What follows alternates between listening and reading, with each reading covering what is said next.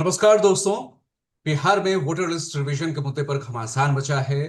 संसद में नेता प्रतिपक्ष राहुल गांधी ने इसे लेकर कड़ी आपत्ति दर्ज की है और चुनाव आयोग की कार्यवाही पर, जिस तरह की कार्रवाई चुनाव आयोग कर रहा है एसआईआर के मूल्य लेकर, उसे लेकर कड़ा बयान दिया है। राहुल गांधी ये कह रहे हैं कि अगर चुनाव आयोग की प्रक्रिया से उन पर संदेह हो तो विपक्षी दल चुनाव बहिष्कार तक का भी फैसला कर सकते हैं। दिलचस्प है कि तेजस्वी यादव ने इसे लेकर विधानसभा के बाहर बयान दिया था कल प्रेस कॉन्फ्रेंस में कि इस पर विचार कर सकते हैं अगर जनता ऐसा चाहे तो।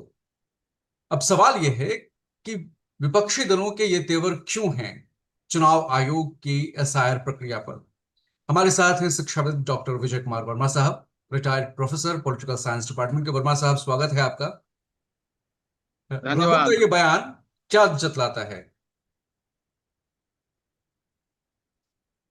इसका सीधा अर्थ है कि अगर चुनाव आयोग विपक्ष द्वारा उठाई गई आपत्तियों पर ध्यान नहीं देता है तो उसका ध्यान आकृष्ट करने के लिए एक दबाव के रूप में एक बयान दिया जा रहा है। अब इसका असर क्या होता है और उसके बाद इन क्या प्रतिक्रिया होती है, वह देखने की जरूरत है। क्या कोई राजनीतिक दल चुनाव आयोग से यह कह सकता है कि वो चुनाव में हिस्सा नहीं लेगा? तो फिर चुनाव आयोग ये कह सकता है कि हम आपकी मान्यता रद्द कर देंगे।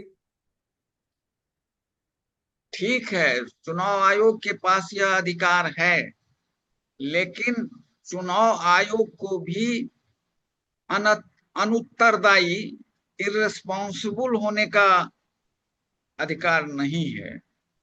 वो पार्टियों की आपत्तियों को सुनने के लिए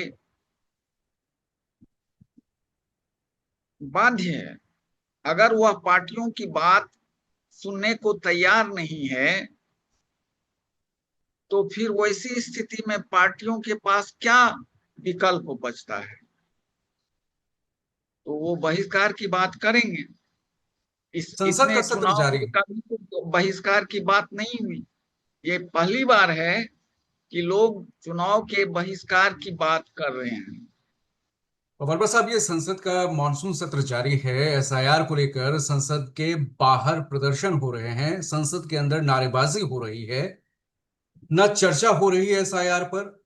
ये संसद के बाहर भी काले कपड़ों में प्रदर्शन किया जा रहा है। बिहार विधानसभा के अंदर इस मामले में तो बिहार विधानसभा बहुत बेहतर है कि कम से कम बिहार में चुनाव होने वाले हैं और विधानसभा का ये शायद आखिरी दिन है सत्र का, बिहार विधानसभा का। तो वहां चर्चा हुई है और नेता प्रतिपक्ष तेजस्वी ने अपनी बातें रखी हैं और अलग अलग दलों के नेताओं ने अपनी बातें रखी हैं। वहां भी, विधानसभा के बाहर भी काले कपड़ों में विरोध प्रदर्शन किए जा रहे हैं। तो जब तेजस्वी भी ये कह रहे हैं कि हम इस पर बात, बहिष्कार पर बात कर सकते हैं, तो जाहिर है उनकी जो चिंताएं हैं बहुत गहरी हैं। और चुनाव आयोग से मांग की गई थी कि कोई भी बड़ा कदम उठाने से पहले वो राजनीतिक दलों से सलाह मशविरा करें। तो क्या चुनाव आयोग इस मामले को लेकर बैकफुट पर है? आप क्या सोचते हैं आज राजनीतिक जानकार?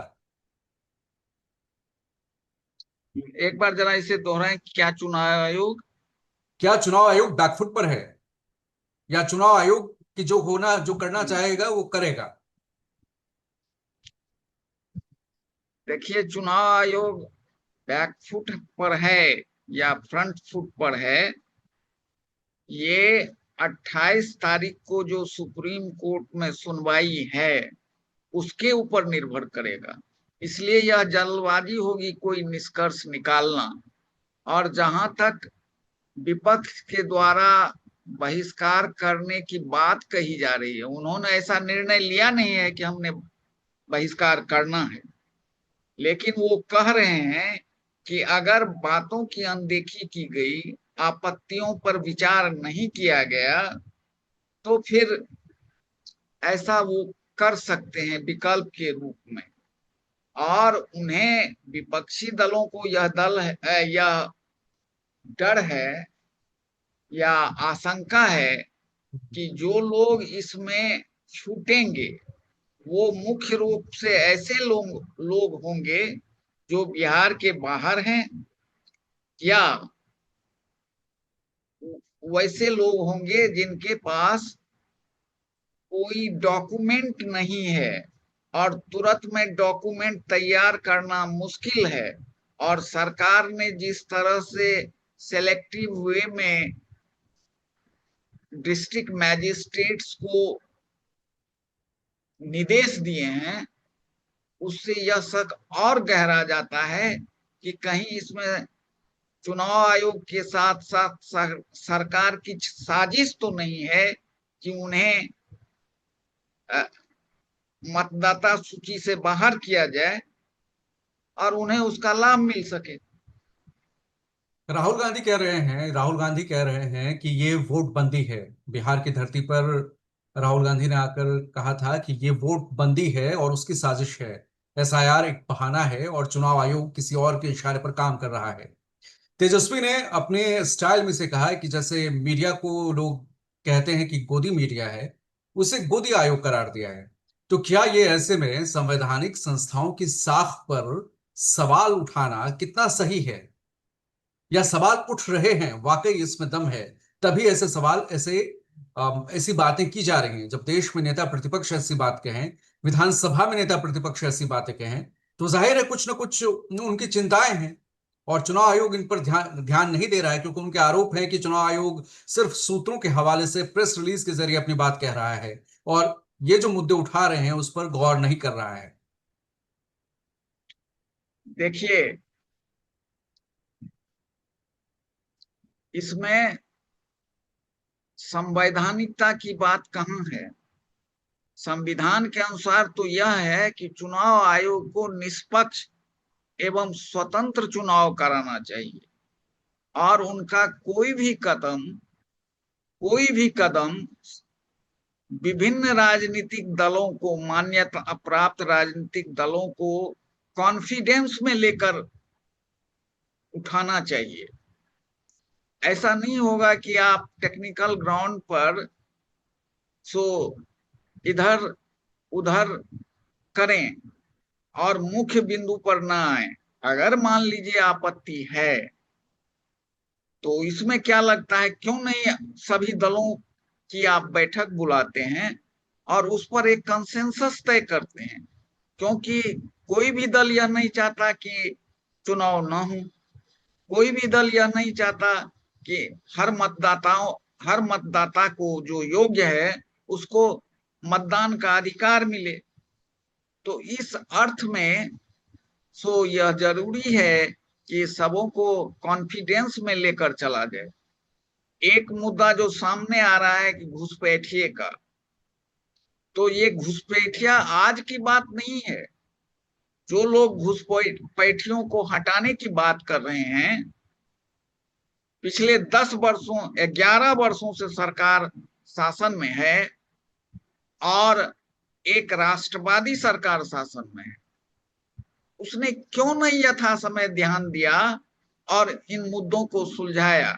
या फिर इसे चुनाव के समय खड़ा करना है और चुनाव के बाद इसको ठंडे बस्ते में डाल देना है?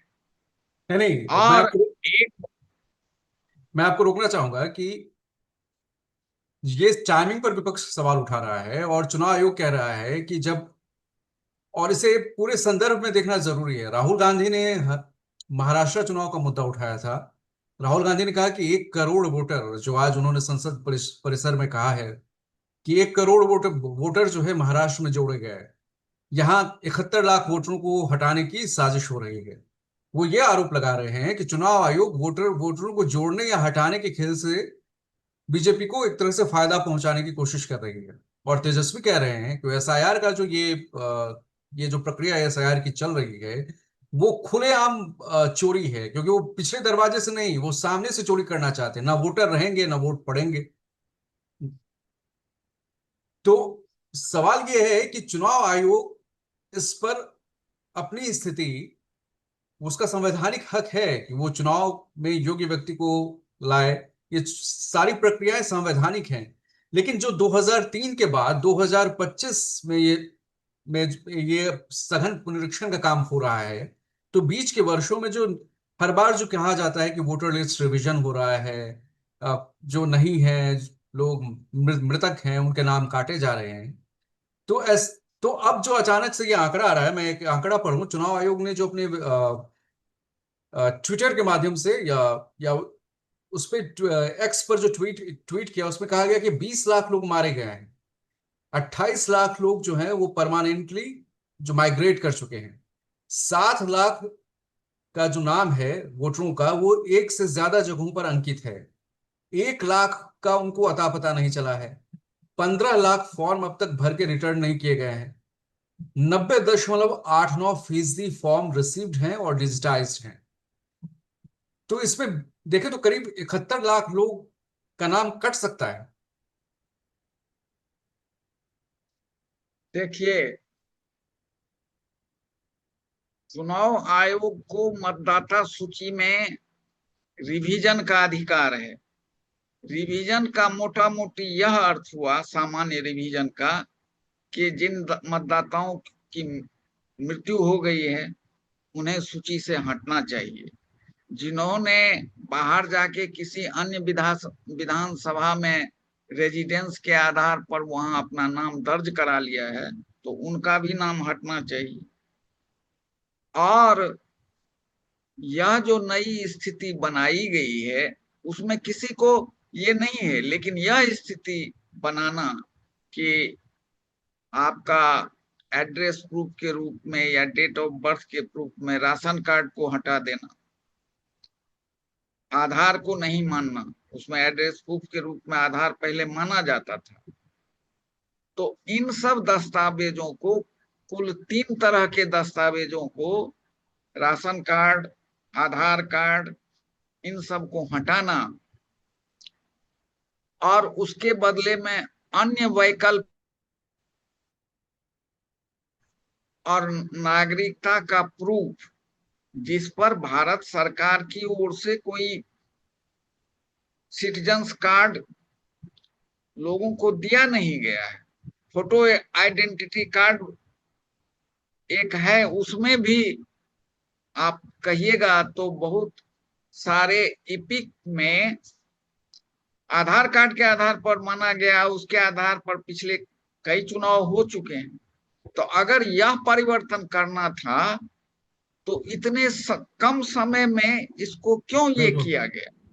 ये तो हो सकता था कि या तो आप 6 महीना पहले से करते, फरवरी सबसे या जनवरी सबसे, और या नहीं तो सामान्य रिवीजन के बाद ये राष्ट्रीय स्तर पर एक कॉन्सेंसस तय करके केंद्र सरकार, राज्य सरकार और विभिन्न राजनीतिक दलों के साथ चुनाव आयोग के द्वारा कंसेंसस तैयार करने पर विचार करना चाहिए, और इस आधार पर ही गहन पुनरीक्षण होना चाहिए, SIR होना चाहिए, न कि एक फाइन मॉर्निंग उठे और यह डिसीजन ले लिया। और इसमें चुनाव आयोग का कमजोर पक्ष यह है कि ये अभी मीडिया में ये बातें आई हैं कि रूम में बैठ करके BLO या BLO दस्तखत करता है दूसरे के बारे में। स्वयं जदयू के सांसद गिरिधारी यादव ने कहा कि मेरा बेटा अमेरिका में है और उनके बदले में कोई दूसरा दस्तखत कर गया। तो अगर एक भी वोटर के साथ यह होता है तो इसको उचित तो नहीं माना जाएगा, और इससे विश्वसनीयता घटेगी चुनाव आयोग की और तो क्या भारत क्या की लोकतांत्रिक पद्धति की। तो क्या चुनाव आयोग की साख पर ईवीएम का मुद्दा हो या वोटर लिस्ट का मुद्दा हो, क्या हाल फिलहाल पिछले 11 साल से मोदी सरकार शासन में है और राज्य बर राज, आपको एक याद दिलाना चाहूंगा आप कि कांग्रेस के एक प्रवक्ता ने हाल फिलहाल आरोप लगाया था कि कुछ राज्यों में ऐसा होता है कि कांग्रेस पार्टी जीत जाती है तो बीजेपी कहती है कि देखिए आप तो जीत गए, तब तो आप ईवीएम पर सवाल नहीं उठाते थे, लेकिन कुछ राज्यों में जो महत्वपूर्ण राज्य है वहां वो हारते हैं। तब कांग्रेस का कहना है कि कुछ राज्यों में चीजें ठीक से की जाती है, प्रक्रियाओं का ठीक पालन होता है, तो हमें सरकार बनाने का मौका मिलता है, और महत्वपूर्ण राज्य हमसे अनुचित तरीके से छीन लिए जाते हैं।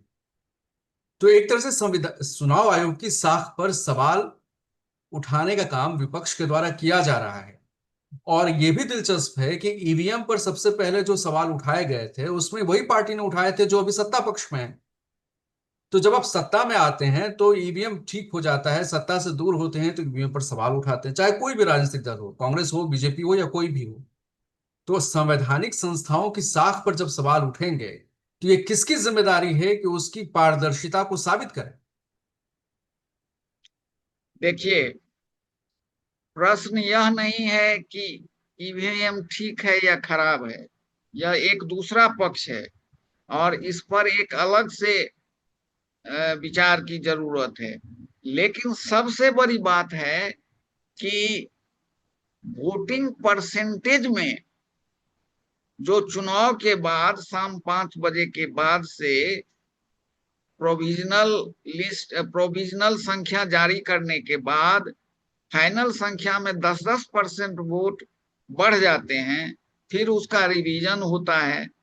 तो और आज टेक्नोलॉजी इतना परफेक्ट है और सुपर फास्ट है, उसमें ऐसा क्यों होता है? ईवीएम से अलग यह प्रश्न बड़ा है कि इस तरह का घालमेल क्यों हो रहा है और क्यों 10-10 दिन लग जाते हैं। इसको तो आपको एक्सप्लेन करना होगा। ईवीएम ठीक है या गलत है वह अलग बात है, उस पर चुनाव आयोग ने कई पहल किए हैं, उस पर मैं कुछ नहीं कहूंगा। लेकिन इस पर तो यह प्रश्न बनता है कि आपको हैं इस टेक्नोलॉजिकल एडवांस्ड एज में, टीएन सेशन के समय 12 घंटों में सारी बातें हो जाती थी, उसका फिर ओपनिंग नहीं होता था। आज क्यों ऐसा हो रहा है, इस बात को बताने की जरूरत है। और अगर यह चुनाव आयोग सही ढंग से सामने रखे कि इस देर का कारण क्या है और लोगों को सेटिस्फाई करे, तो इससे चुनाव आयोग का साख भी बढ़ेगा और जो लोग इसके विरुद्ध हैं उनकी आलोचना का धार भी कुंद होगा। और बीजेपी कह रही है कि राहुल गांधी को रोना बंद कर देना चाहिए। राहुल को वोट नहीं मिलते हैं चूंकि वो तो वो ऐसे सवाल खड़े करते हैं। उन्हें अपने आचरण और अपनी नीति ऐसे अपनानी चाहिए कि जनता देख के उन्हें वोट दे सके, बनिस्बत भय और भ्रम की राजनीति फैलाकर वोट लेने की कोशिश नहीं करनी चाहिए। उन्हें रोना धोना बंद कर देना चाहिए। बीजेपी ये आरोप लगा रही है, ये आज की बात है। देखिए, यह एक राजनीतिक बयान है और कौन क्या है, अभी मैं एक उदाहरण दे दूंगा कि वर्तमान सेशन जो 21 जुलाई को शुरू हुआ, उसमें एक दल के यानी भाजपा के अध्यक्ष, राज्यसभा सांसद, केंद्रीय मंत्री, उन्होंने कहा कि भैया गुस्सा मत करो, मैं जो कहूंगा वही रिकॉर्ड में जाएगा। ये क्या दर्शाता है, किस मनोवृत्ति का परिचायक है कि संसद के भीतर आसद को चैलेंज किया जा रहा है। इस पर कहीं कोई बात हो रही है? क्या ये सही बात है? क्या नियमों के यह अधीन है? क्या रूल्स ऑफ बिजनेस जो हर सदन का अपना एडॉप्टेड है उसके अनुसार है? क्या अध्यक्ष के बदले में कोई मंत्री या प्रधानमंत्री उठ करके कहे कि ऐसा होगा? ये अधिकार सिर्फ अध्यक्ष को है, आसनाध्यक्ष को, आसन के अध्यक्ष को। तो ये कहना, ये तो बिल्कुल बयानबाजी है। और जहां तक बात है रोने और गाने की या जीतने और हंसने की, तो आप अयोध्या में कैसे हार गए राम मंदिर बनाकर? इसका क्या जवाब है? बाद में तो जीत गए ना विधानसभा चुनाव। क्या विधानसभा चुनाव जीत गए ना। विधानसभा हम कहाँ कह रहे हैं? हमने तो यह कहा कि यह राजनीतिक बयान है, लेकिन इसका क्या जवाब है कि मंत्री सदन में कहे एक एक आखिरी कि सवाल मैं आपसे। मैं जो जी। कहूंगा वही रिकॉर्ड पड़ जाएगा। जी बिल्कुल। इस बात ये का जवाब आना चाहिए। नहीं तो नड्डा साहब ने सफाई दे दी है, लेकिन जिस अंदाज में उन्होंने ये ये बात कही थी सफाई वो। देना नहीं है, ये सफाई देना है, उनको त्याग पत्र देना चाहिए। इतनी बड़ी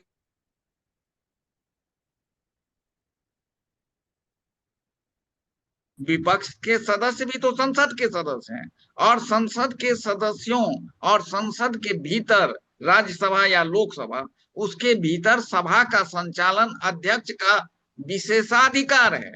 उस जी बिल्कुल। विशेषाधिकार का जो हनन करता है उसको दंडित किया जाना चाहिए, ये नियम है। आखिरी सवाल ये है कि तेजस्वी यादव ने जो सवाल उठाया उसमें एक बात महत्वपूर्ण है कि एसआईआर आज 2025 में हो रहे हैं, तो इस बीच में जितने भी चुनाव हुए हैं, और जब इस बार एसआईआर में करीब 71 लाख वोटरों के काटे जाने की बात चुनाव आयोग कर रहा है, तो क्या इसके पीछे के जितने भी चुनाव हुए हैं वो क्या फर्जी माने जाए? अब इसका जवाब तो चुनाव आयोग देगा, क्योंकि आपको अब कोई भी काम करना होगा तो प्रोस्पेक्टिव इफेक्ट से करना होगा, आगे के लिए करना होगा। और चुनाव आयोग अब क्यों और किसकी राय से ऐसा कर रहा है ये बताना मुश्किल है, या जो लोग कयास लगा रहे हैं हो सकता है वह सही हो, कि इसमें दोनों की मिली भगत हो, सरकार और चुनाव आयोग की किसी न किसी रूप में। क्योंकि चुनाव आयोग के सदस्यों की नियुक्ति की समिति में सरकार का बहुमत है। यदि सुप्रीम कोर्ट द्वारा सुझाए गए समिति को माना जाता